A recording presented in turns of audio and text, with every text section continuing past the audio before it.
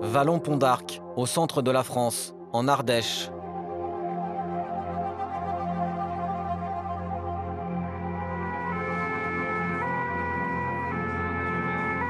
Sur ces voies sinueuses, creusées à flanc de montagne, les pompiers n'ont pas une minute de répit. Relief accidenté, forte circulation et vitesse excessive forment un cocktail parfois mortel.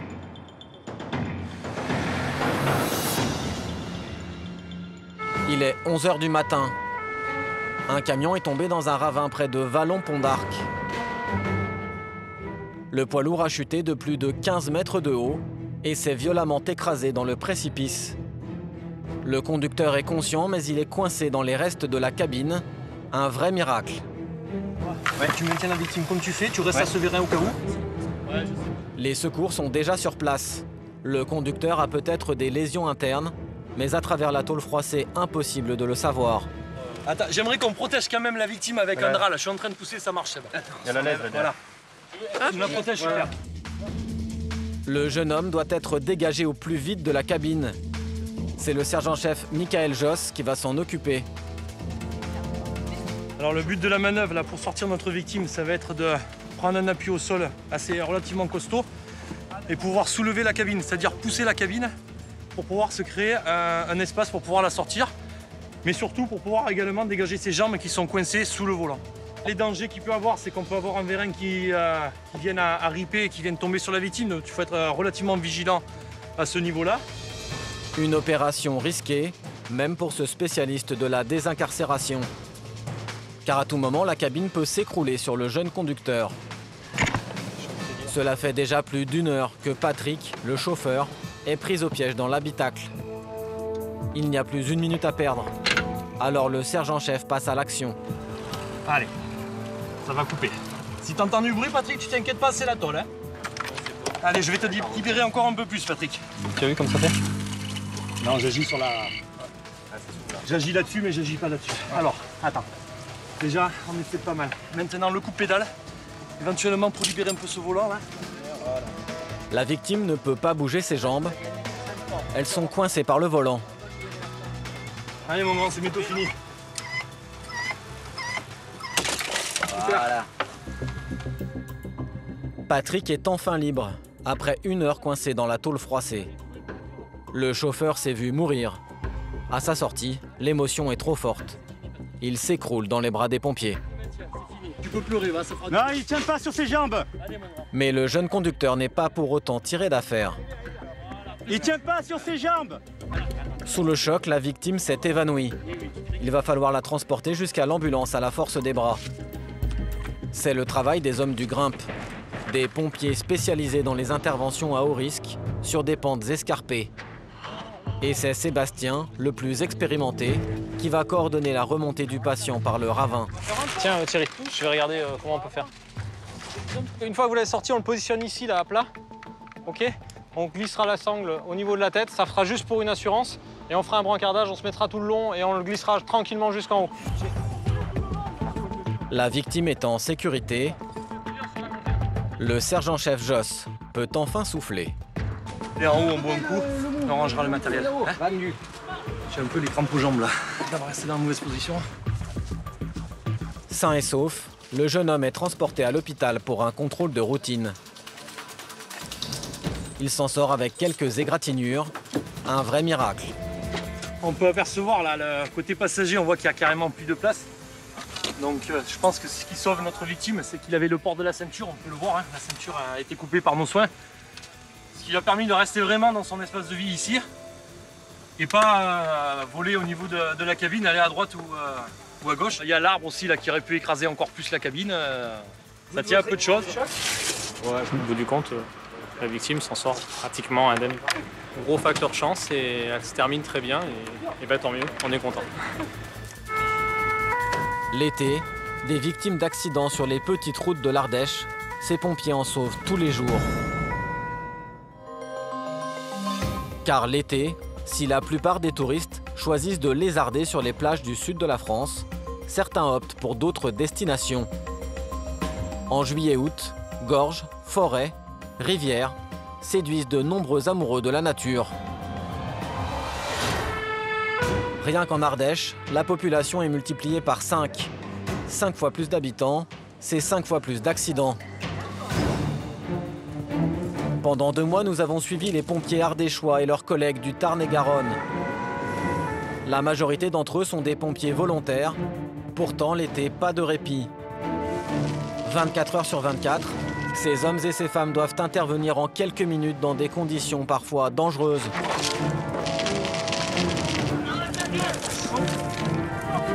Souvent, pour porter secours à des touristes imprudents. Le gilet, monsieur, mettez votre gilet! Oh putain, on va se le prendre.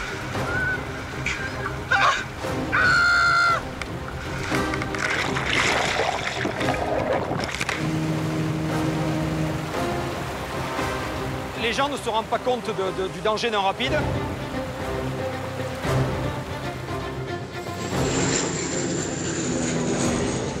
Allez, on tape, les gars, on tape, allez! Allez, vas-y, tape-le, ça va!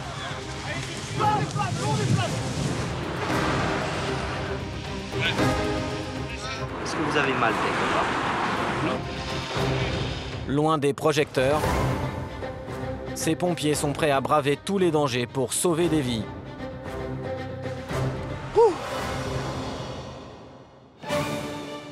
Retour en Ardèche. La région est réputée pour ses gorges. Au milieu des falaises de calcaire, serpentent sur des kilomètres des rivières réputées les plus belles d'Europe. Chaque été, elles font le bonheur des touristes. Et pour visiter ce décor unique au monde, rien de mieux que le kayak. Ok, tenez les enfants. Christophe est loueur de canoë. Avec chaque client, c'est toujours le même rituel. Première étape, les consignes de sécurité, à commencer par le gilet. Ça donne quoi quand on lève? Ça bouge un peu trop. Ça bouge un peu trop. C'est important les gilets de sauvetage? C'est la sécurité, c'est ce qui aide à sauver des vies. Donc c'est plus qu'important. Ok, allez, je vais vous expliquer maintenant la descente. Et c'est parti. Depuis 2011, le gilet est obligatoire par arrêté préfectoral. Les récalcitrants risquent même une amende de 68 €. Mais au cas où, avant chaque départ, le loueur rappelle aux touristes les consignes de sécurité. Au niveau du parcours, pensez à bien fermer vos gilets correctement. Sachez que vous êtes tenu de les avoir toute la journée sur les bateaux fermés. Si jamais vous vous retournez, ne vous accrochez pas au bateau. C'est le premier réflexe qu'on a généralement. Mais le bateau, il va continuer sa route et vous, derrière, vous allez vous taper les genoux sur les rochers. Si Christophe insiste sur les consignes à respecter, c'est que sous ses allures de balade de santé, la descente de la rivière peut réserver bien des surprises. Quelques heures plus tard, ce touriste qui filme sa descente va en faire les frais.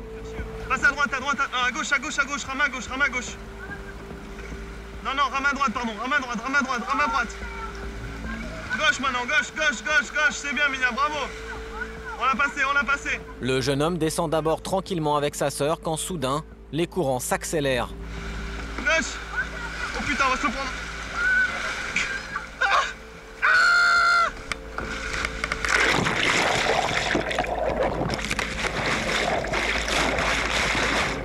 Près d'1 minute sous l'eau, ballotté par les courants et coincé sous le canoë.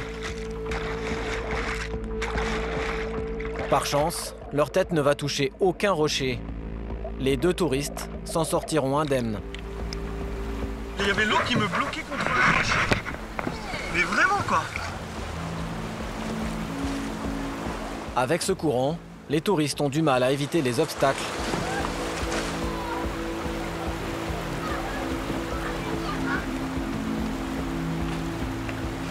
Ici, une petite Allemande a même perdu la vie dans les rapides.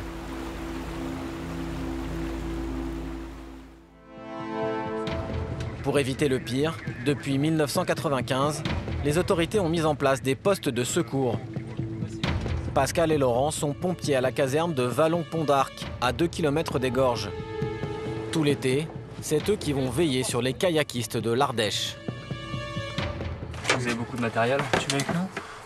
Oui, on a le matériel pour faire les premiers soins, la réanimation et puis pour immobiliser, s'il y a besoin de mobiliser un membre lésé, traumatisé. Il est 10 h du matin en plein mois d'août. Toute la journée, les deux pompiers vont sillonner les 32 km de descente, prêts à intervenir au moindre problème. Remonter, on n'ira pas bien loin parce qu'il y a un rapide juste au-dessus, le guide-guitare. Et descendre, on peut descendre jusqu'en bas de l'Ardèche. Donc on peut faire des secours jusqu'en bas. Les premiers kilomètres de descente sont plutôt calmes. Voilà, on passe doucement pour éviter de leur faire des vagues. Alors les pompiers décident de rejoindre leurs collègues à la Dent Noire. C'est l'un des endroits les plus dangereux des gorges. Un goulot d'étranglement où les rochers sont omniprésents.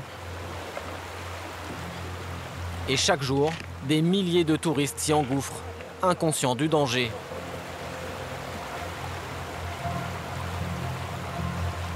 Heureusement, le lieutenant Éric Courtial et ses collègues veillent sans relâche sur les kayakistes d'un jour. Quand ils arrivent sur un rapide, ils sont bousculés par les autres, ils arrivent en masse et c'est là où peut se produire l'accident.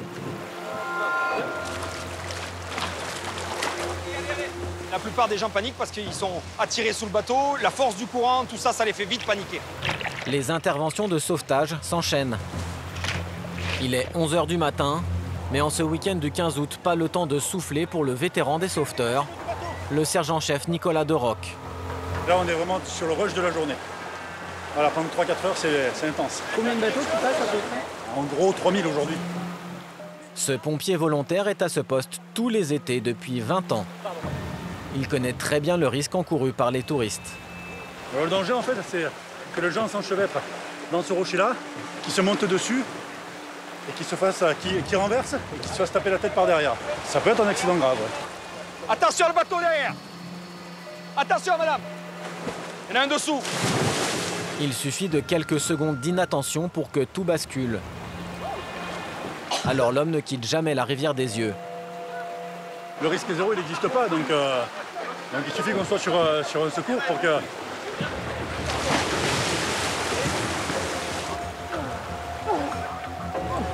Je vous tiens. Pour cette jeune femme et ses deux enfants, le pire est évité de justesse. Ça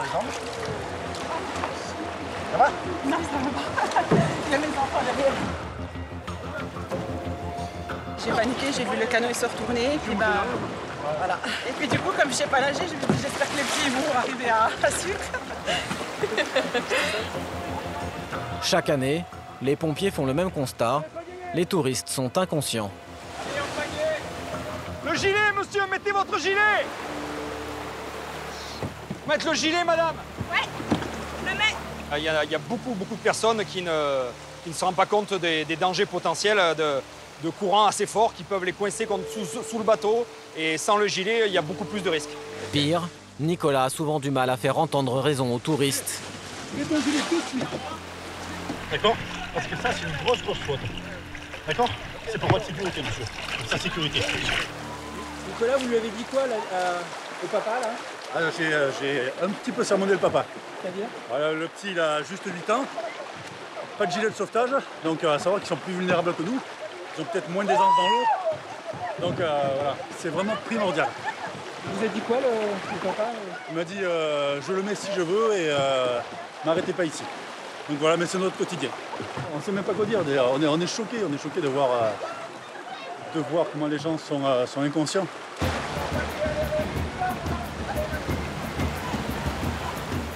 Pagayez, attention, marchez-vous vers le rocher! Marchez-vous vers le rocher! Attention à la tête! Attention derrière! Grâce à l'intervention des pompiers ce jour-là, il n'y aura aucun incident à déplorer à la Dent Noire. Ils sont là, ouais. Ça va. De quoi ils sont là? Les sapeurs-pompiers. Et alors? Bah ça rassure. Ça rassure, ouais, non, c'est bon. Sauf que notre bateau est parti, mais ça va. Mais face à l'imprudence de certains vacanciers, la vigilance des pompiers ne suffit pas. Ici, il y a un sport que les jeunes affectionnent particulièrement, le plongeon. Les gorges fourmillent de petites criques, des piscines naturelles où les touristes avides de sensations fortes viennent se défier. Des sauts toujours plus spectaculaires, toujours plus dangereux.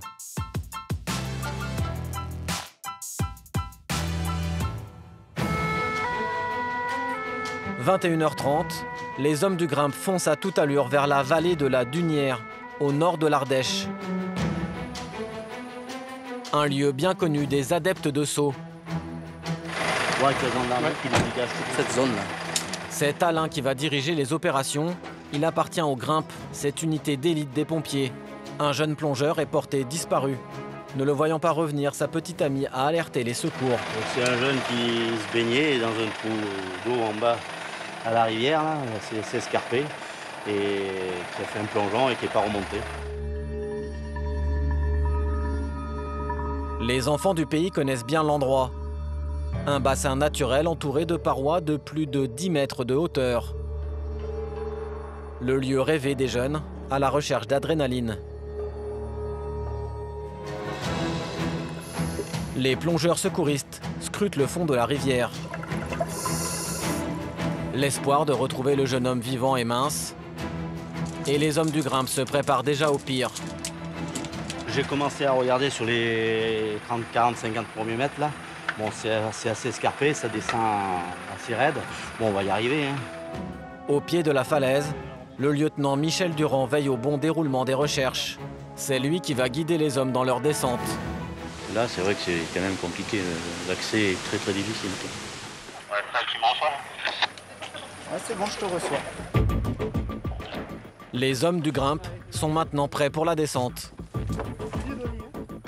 De nuit, sur les pentes escarpées des gorges, l'exercice est un numéro d'équilibriste. Le moindre faux pas, et c'est l'accident.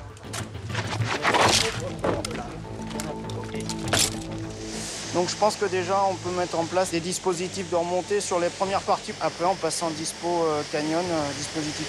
Donc je te laisserai gérer.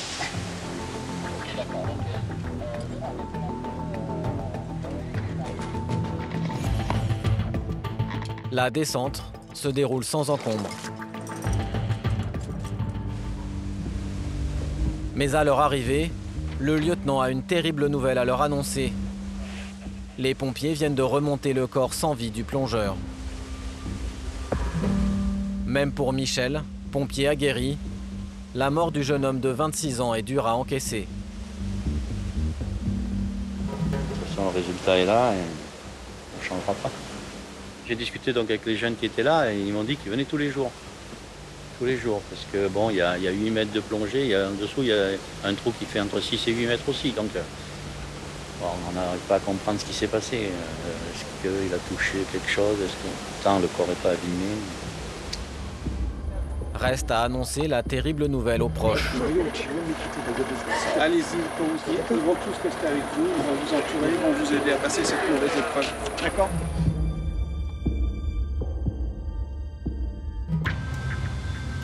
Le corps du plongeur est remonté dans la nuit. Seule une enquête pourra révéler les circonstances exactes de sa mort. Mais cette victime vient s'ajouter à un bilan déjà très lourd. Rien que cet été, 3 jeunes se sont noyés dans les gorges de l'Ardèche. Pendant ce temps, les pompiers du Tarn-et-Garonne se préparent eux aussi à une nuit difficile. Il est 22 h et le capitaine Grotte a rassemblé une vingtaine d'hommes à la caserne de Montauban pour une mission à haut risque. Un important feu de forêt s'est déclenché dans les Pyrénées-Orientales et les pompiers sur place ont besoin de renforts. Actuellement, 100 hectares de forêt et de végétation sont partis en fumée. Dès qu'on s'arrête quelque part, vous dormez. Ça, c'est important parce qu'on ne sait pas quand on va être croqué. Les hommes du capitaine sont tous des pompiers volontaires et pour beaucoup, ce sera leur baptême du feu. Ok, donc dans les canaux, embarqués, moteur tournant. «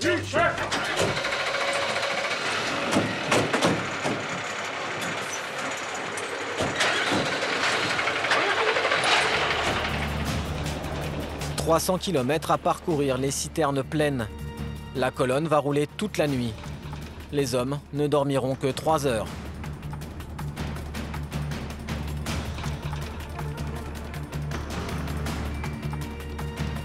Il ne reste que 15 km avant d'arriver à destination et déjà d'épaisses fumées noires assombrissent le ciel. Sur place, la situation est préoccupante. Le feu progresse très rapidement. Il menace maintenant le village de Rhodes, forçant ses 600 habitants à tout abandonner. On est dans le sud, alors ça brûle souvent. Je viens d'arriver là et j'ai vu que le village est plein de fumée, on est obligé d'évacuer. Voilà. Le convoi rejoint les 270 sapeurs-pompiers déjà engagés sur l'incendie.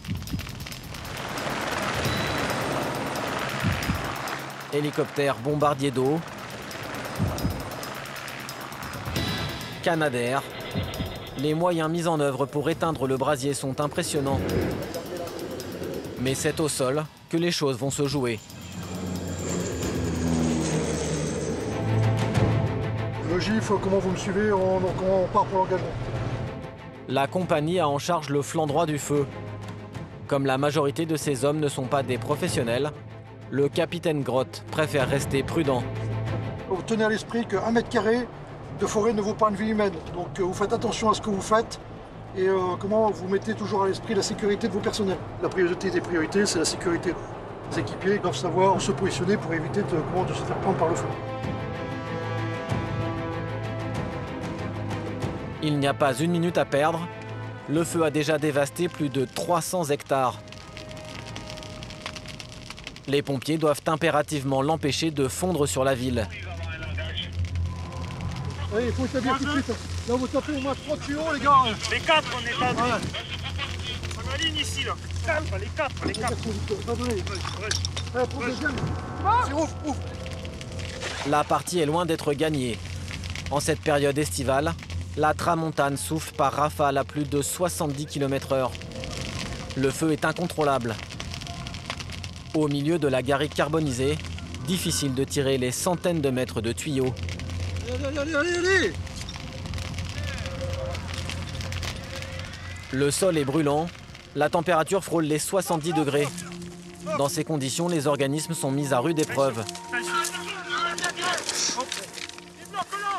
À tout moment, les pompiers risquent d'être pris par la chaleur. Damien, ambulancier dans le civil et pompier volontaire depuis 13 ans, est à bout de force. Ouais, moi, je suis naze. Je me suis cassé la gueule. Il faut envoyer plus parce que là, on se fait bouffer à chaque fois. On y galope après, là. Impossible d'éteindre complètement le feu. Reste un seul espoir pour la colonne, le ralentir suffisamment en attendant le soutien des Canadair. C'est vachement virulent. Qu'est-ce que vous pouvez faire concrètement? Essayer de calmer un peu le feu en intensité. Après 2 heures de lutte intense, les bombardiers d'eau arrivent enfin.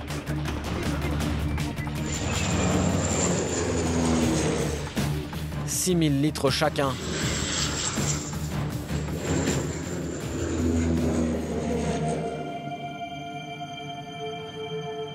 L'effet est immédiat. L'action combinée des hommes sur le terrain et les avions, ça se passe très bien. Hein. Je suis assez content de ce qu'ils ont fait. Là, ils ont réussi à le taper. Sur ce terrain escarpé, si on avait dû courir en permanence après le feu, on serait toujours en train de courir après derrière. Et on ne serait pas en mesure de l'arrêter. Ça colle. Allez, en avant. Je ne veux plus de reprise. Les pompiers arrosent aussitôt la zone pour éviter que le feu ne redémarre. Le village de Rhodes est épargné, mais pour les pompiers du Tarn-et-Garonne, la journée ne fait que commencer. La colonne vient d'être appelée sur un autre foyer. Bien reçu. Chaque seconde compte. À quelques kilomètres de là, des murs de flammes foncent vers des habitations. Même le capitaine n'en croit pas ses yeux. Oh putain. Vous pouvez DCF du 82, vous tapez directement à gauche là. Vous pouvez pas faire rester, et il faut pas tout faire. Normalement, les habitants de ce hameau ont été évacués le matin même. Mais la surprise, ce berger est toujours sur place. Il vient à peine de rassembler son troupeau. J'ai eu du mal à les contenir tout à l'heure, c'est la première fois avec les Canadair. Ce que je vous demande par contre, c'est de ne pas trop les laisser en bas là, parce qu'on a 2 langues de feu. Donc ramenez-les par là, gardez-les par là. Une équipe de pompiers locaux vient d'arriver sur les lieux. Le brasier progresse à vive allure. L'intervention s'annonce risquée. Alors le capitaine Grotte et son collègue vont devoir prendre une lourde décision. Soit on voit qu'on ne peut pas, on ne va pas brûler du camion et des mecs pour le camion. Hein. Soit on fait une action commune et on peut épargner, si possible, les habitations. Ce qui va demander quand même une application au niveau des moyens, ça va être couillu quand même. Ouais. D'accord ? On fait défendre le point sensible, terminé. Malgré le danger, les deux officiers décident de défendre les maisons, coûte que coûte. Poussés par des vents violents, une barrière de feu fonce droit sur eux, à plus de 15 km/h. Pour cette poignée d'hommes, impossible de l'arrêter. Ils vont donc tenter de dévier sa route. Et pour cela, ils ont un plan. Créer un rempart pour dévier le feu sur les côtés du hameau. Ouais. Parce que plus tôt on se prendra à l'anticipation, et plus vite on pourra protéger cette habitation. Cela peut paraître paradoxal, mais ces pompiers en jaune sont là pour allumer des feux. On les appelle des brûleurs. Ils vont brûler un périmètre tout autour de la propriété pour la protéger, car le feu ne passe jamais deux fois au même endroit. Grâce à cette barrière naturelle, l'incendie devrait contourner les habitations.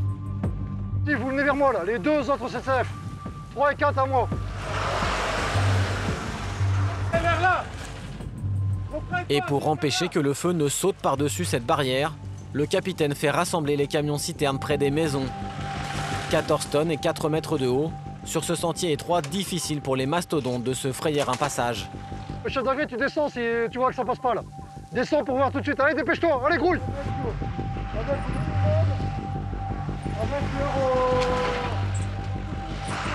Là, il faut nous mettre une lance ici près. Une lance là. Pour sécuriser la zone, le capitaine fait arroser tout le périmètre. Fais venir, fais venir.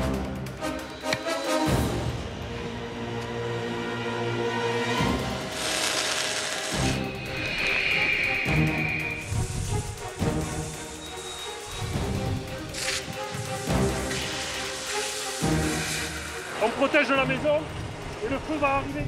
Donc on se prépare ici. On ne bouge pas d'ici. Ça marche. Le dispositif est prêt. L'arrivée du feu est imminente. Un épais nuage de fumée commence à gagner le hameau. L'air devient irrespirable, mais les pompiers sont déterminés. Là, il arrive juste là, derrière le mas, et on attend qu'il passe. Et si ça passe trop fort, c'est quoi la solution pour vous? C'est en défense, c'est quoi? Alors on défend, on allume toutes les lances en même temps, on ouvre toutes les lances en même temps et on refroidit quoi. Seulement, tout ne va pas se passer comme il l'espère. Face à la vitesse de l'incendie, les contre-feux n'ont pas suffi. On était trop rapide, il est passé au-dessus de la route là, avec le vent. Oh, donc là on s'est fait avoir. Les vents tournants ont pris les pompiers à revers. Le feu commence à embraser l'arrière de la propriété. C'est trop rapide, hein. Il est plus fort que nous là. Ouais, on l'a pas tapé, chic. S'il faut dégager, tu dégages. Hein. Tu enlèves la personne qui habite là, le berger s'il faut, et tu le dégages de la maison si ça venait plein pot sur la maison. Hein. Le capitaine Grotte est inquiet. Ces hommes sont encerclés par le brasier. Seule solution, faire face au feu, en espérant que le vent tourne et que l'incendie s'éloigne. Allez, allez, on part. C'est long. Allez, on tente de 44, allez. Allez, vas-y, tape-le, ça va. Le tuyau, à la course. Vas-y, on est bon, les gars, allez. Allez. On déflamme. La situation devient critique. Pour éteindre de telles flammes, les lances tournent à plein régime, mais l'eau commence à manquer. Les gars, vous remettez à 150 là, le débit 150. Le but étant, c'est simplement de faire tomber les flammes et pas gaspiller l'eau. Le capitaine Grotte est en première ligne. Protège.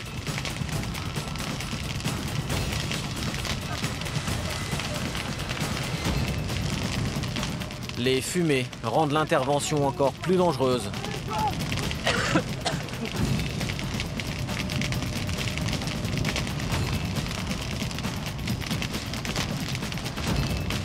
Pendant 1 heure d'un combat acharné, les pompiers tentent de contenir le brasier. Putain d'enculé.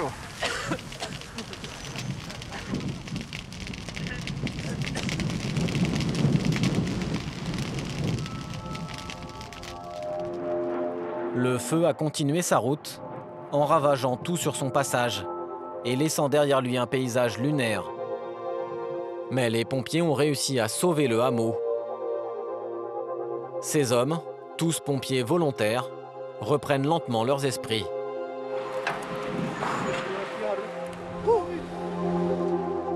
Franck, chef de chantier, n'avait jamais affronté un feu d'une telle ampleur. Ça a été chaud là quand même. Ça a été chaud, ouais. C'était pas évident. Il est arrivé vite et ça a été un peu difficile. On a protégé la maison. Bon, c'est essentiel, on a réussi. Damien, l'ambulancier, a du mal à trouver les mots. Il est conscient d'avoir frôlé la mort. Premier feu de forêt, de cette ampleur. Ah, ça c'est impressionnant, ouais. Depuis le début de l'intervention, il souffre en silence.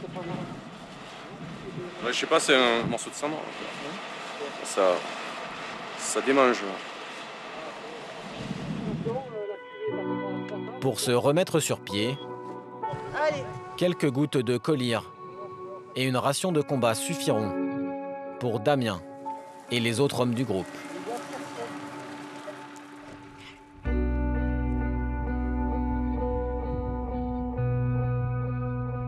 Je suis pompier depuis 3 ans maintenant et dans la vie, je suis maçon. Dans la vie, je suis agent de production dans une usine. Je suis artisan premier chevaliste. Agent de surveillance de la voie publique, donc toujours au contact avec la population. Monsieur tout le monde à la ville, mais sous leurs uniformes se cachent de véritables héros.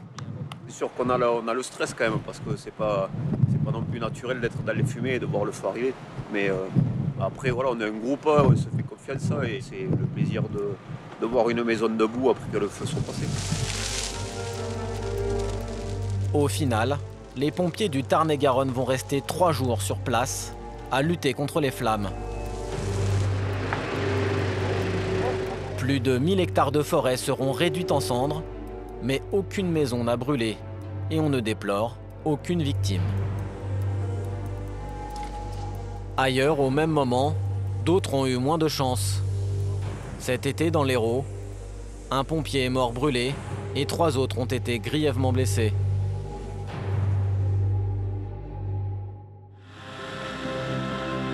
L'été, cette région est très prisée par les amateurs de voltige et surtout du LM. De quoi vivre un spectacle époustouflant. Mais l'activité peut vite tourner au drame. En 2015, 61 personnes sont décédées à la suite d'accidents. Un mort tous les 300 décollages. Le moindre pépin peut être fatal. 9 heures, les pompiers de Montauban sont appelés de toute urgence. Un ULM vient justement de s'écraser en plein champ. C'est un voisin qui a alerté les pompiers. Le crash est impressionnant.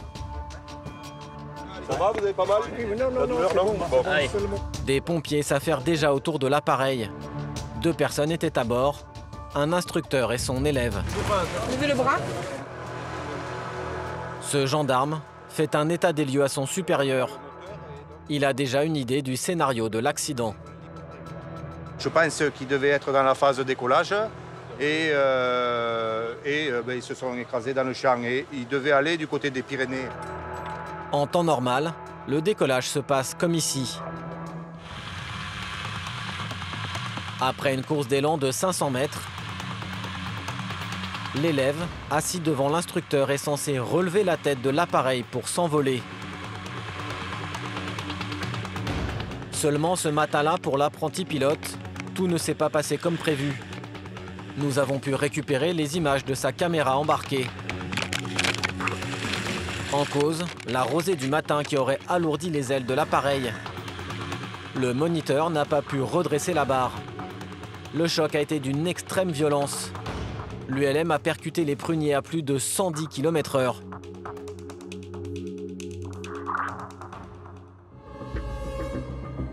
C'est le docteur Fabien Tillet qui va prendre en charge les 2 patients. Aussitôt, il dresse un premier bilan. Je vais piquer l'oreille. Éjecté de l'appareil lors du crash, Robert, l'instructeur, un Anglais de 54 ans, est toujours conscient. En état de choc, le moniteur s'en sort avec une double fracture ouverte au bras gauche et quelques contusions.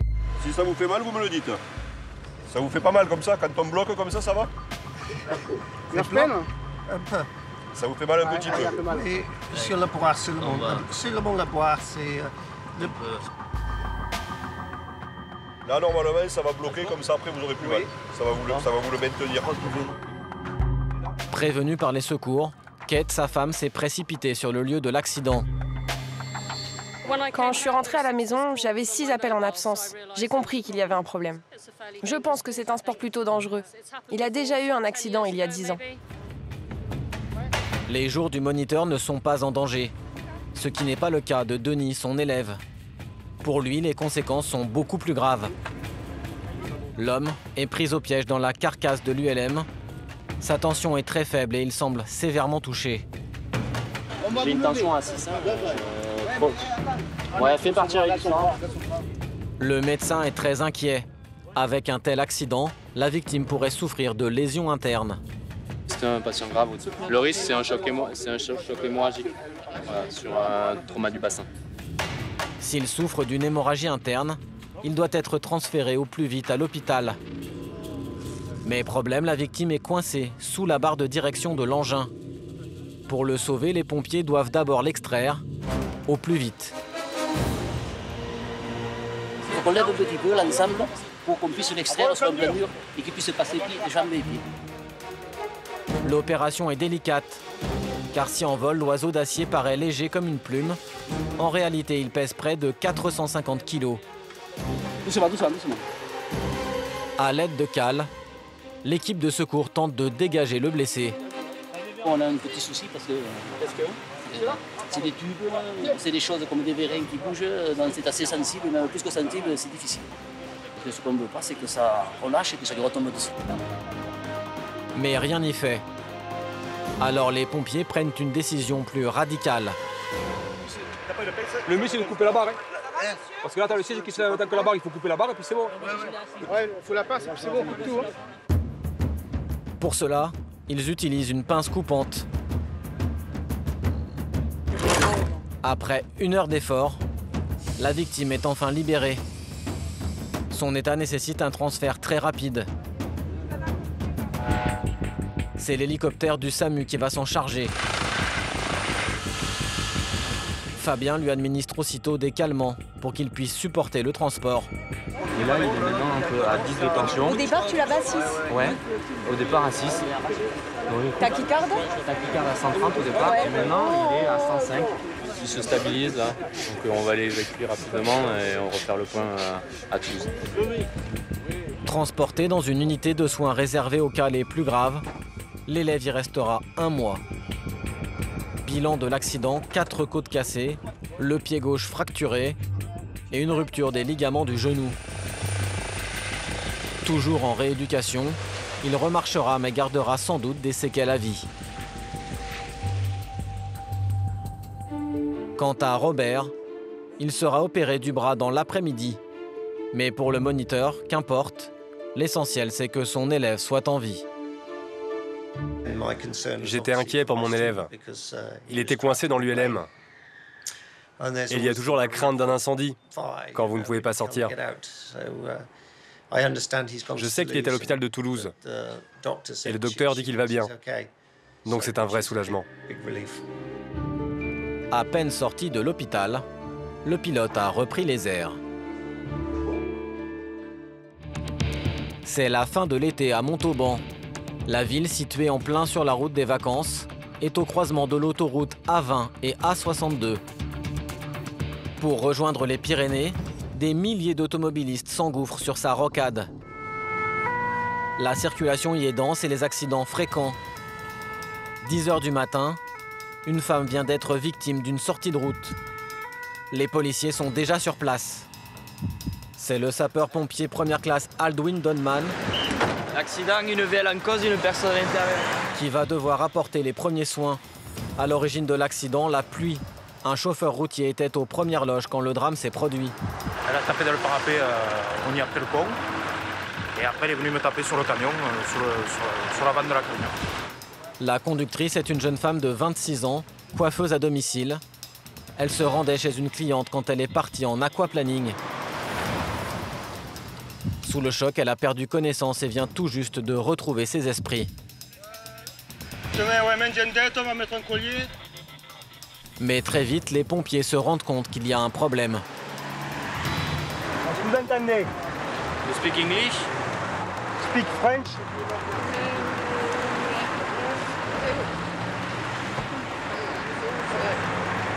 Vous étiez seul en voiture? Vous étiez seul? La victime est totalement désorientée. Il est difficile dans ces conditions pour Aldwin d'établir un premier bilan. Non, d'accord, c'est pas grave, c'est pas grave. Est-ce que vous avez mal quelque part? Est-ce que vous avez mal quelque part? Oui. Non. Vous pouvez bouger les pieds? Bougez les pieds là. Aldwin est patient. Il fait preuve de douceur. Il décide de la transporter à l'intérieur de l'ambulance pour mieux l'ausculter. Pouls 80, bien frappé régulier symétrique, saturation 100%.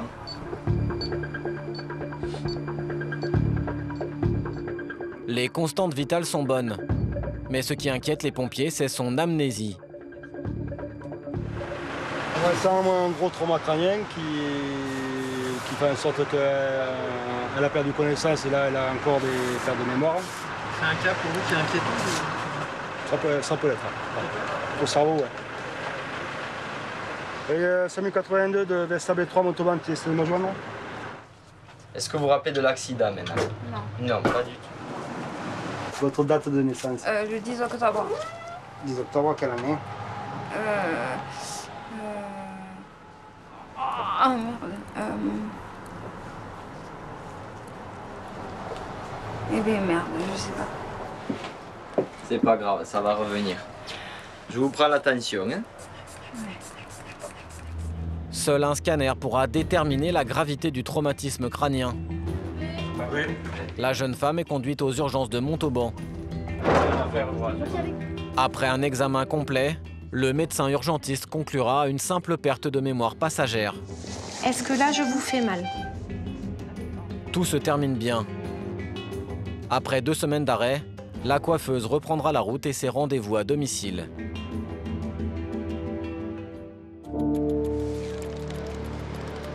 Cet été, les pompiers de Montauban multiplieront les interventions pour des accidents de la route.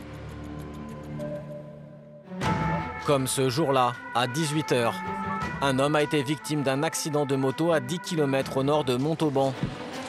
Le pilote rentrait du travail quand il a raté ce virage. Chantal et sa fille Mélanie habitent tout près du lieu de l'accident. Elles ont alerté les secours. On a entendu un gros boom, comme à moitié une explosion. Quand je suis arrivée, j'ai cru qu'au départ, il était mort. Il ne bougeait pas, les yeux fermés, rien. Et après, il a commencé à gémir. Et là, j'ai vite, quand j'ai vu par terre, j'ai vite dit à ma fille d'appeler les pompiers. Le choc a été brutal. Dans sa course, le pilote a arraché un panneau de signalisation avant d'être éjecté à plus de 10 mètres de sa machine. Moi, en première, j'ai vu le truc de la moto là, qui était en plein milieu. Et après, j'ai vu la plaque pour tourner qui était juste là, à côté du poteau blanc. Or, elle devrait être juste devant la voiture des pompiers là-bas. Dans l'herbe, les traces de freinage laissées par la moto. Heureusement pour le motard, il n'a pas heurté de mur ou d'arbre pendant sa chute. Yannick est secouriste depuis 10 ans. C'est lui qui va évaluer l'état du patient. L'homme est conscient, mais le premier examen ne présage rien de bon. Vous avez mal au dos, monsieur, quand vous touchez? Vous sentez ma main? Le pilote se plaint d'une douleur vive dans le dos. Yannick craint que la colonne vertébrale ne soit touchée. Ce traumatisme est très fréquent chez les motards. Il pourrait entraîner une paralysie. Monsieur, vous pouvez bouger les jambes? Vous l'avez trouvé dans cette position. Le blessé doit rapidement être transporté aux urgences pour faire des radios. Mais avant, il faut le placer sur un brancard qui le maintiendra immobile. L'opération est délicate. Le moindre faux pas pourrait aggraver son état et avoir des conséquences irréversibles. Il Arrêtez de bouger. Non, bougez pas, monsieur, bougez pas. On va vous mettre là sur le dos, ne vous inquiétez pas. Prêt? Prêt. Voilà. Ça y est, c'est fini, monsieur. C'est fini, c'est fini. Ah. Vous avez mal où, là? C'est pas au niveau des dorsales. Reste à retirer le casque du motard. C'est l'opération la plus difficile que doivent accomplir les pompiers. Un faux mouvement et l'homme pourrait perdre l'usage de ses jambes. Vous me dites si je vous fais mal en vous passant la main derrière la tête. Ouais. D'accord? Est-ce que je vous fais mal? Non, je vous sens, mais ça fait pas mal. D'accord. Allez. Et là je vous... Vas-y, fini, on fera ça. On le reste. Vas-y. Tu écartes bien les lanières et tu fais levier. Fais levier, fais levier. Que le nez passe. Je peux pas te retirer, monsieur, j'ai peur. Hein. C'est bon? C'est bon pour toi, Julien? Ouais, c'est bon. Je la guide un peu. J'ai suivi. Ouais, monsieur, je vois rien du tout. Là, bascule. Ça va? Ça va? Ouais. Attends, laisse-lui reprendre la main de tête. Hein. Aucune trace de sang sur le visage de l'homme. Mais l'état de son casque témoigne de la violence du choc. Ça veut dire quoi? Ça veut dire qu'il a tapé derrière la tête. Le casque, il est cassé. Sans son casque et son blouson aux protections renforcées, l'accident aurait pu lui être fatal.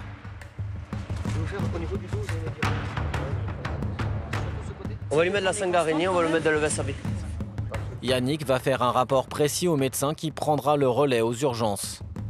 Il est un peu désorienté dans le temps et dans l'espace. Il n'a aucun souvenir de l'accident. Il ne sait à quelle allure il roulait. Pour lui, il ne roulait pas trop vite. Et il n'a aucune idée de comment ça s'est passé. Douleur au niveau du dos, côté gauche, déformation au niveau du coude droit. Il a eu de la chance, bon quand même, il faut voir qu'il a pris le panneau quand même. Donc je pense qu'il n'y a rien de grave. Il faut voir au niveau des médecins ce qu'ils disent. Le motard connaît bien cette route qu'il emprunte tous les jours. Pourtant, étrangement, il a manqué ce virage en plein jour et par beau temps. L'enquête de la gendarmerie déterminera si la vitesse est en cause. À peine arrivé au centre hospitalier de Montauban, l'homme est transporté au service radiologie. Il y subira plusieurs examens. Malgré la violence de son accident, sa colonne vertébrale est intacte. Le motard s'en sortira avec une belle frayeur et quelques côtes cassées. Mais pour les pompiers du Tarn-et-Garonne, pas le temps de souffler. L'été va se terminer comme il a commencé, par un incendie. La saison a été marquée par plusieurs feux d'origine criminelle. En cause, des pyromanes. Et ce soir, l'un d'eux a encore frappé. Le capitaine Chaudron et tous ses hommes sont mobilisés. Ils sont inquiets. À côté du brasier, un entrepôt de produits inflammables. Si le feu atteint le lieu de stockage, tout risque d'exploser. C'est une petite station fruitière privée avec 4 ou 5 tonnes d'engrais, entrepôt de bouteilles de gaz, tout ce qu'il faut pour mettre le feu au bâtiment. Le feu a déjà réduit en cendres des dizaines de palettes. Les pompiers doivent impérativement l'empêcher de progresser. Une dizaine d'hommes se relaient au plus près des flammes. Pendant ce temps, d'autres pompiers éloignent les palettes épargnées avant que le feu ne les dévore. Attends, laisse-nous faire. Malgré la hauteur des flammes, 2 heures suffiront à ces professionnels pour éteindre le foyer. Chef d'agré du DATT Montauban, tu me reçois? Oui, transmettez les clauses pour le DATT. Tu peux réintégrer ton CS. Bien reçu, opération terminée pour nous et on s'en va. Ok, merci. Cette année, en Ardèche ou dans le Tarn-et-Garonne, l'été n'a laissé aucun répit aux soldats du feu.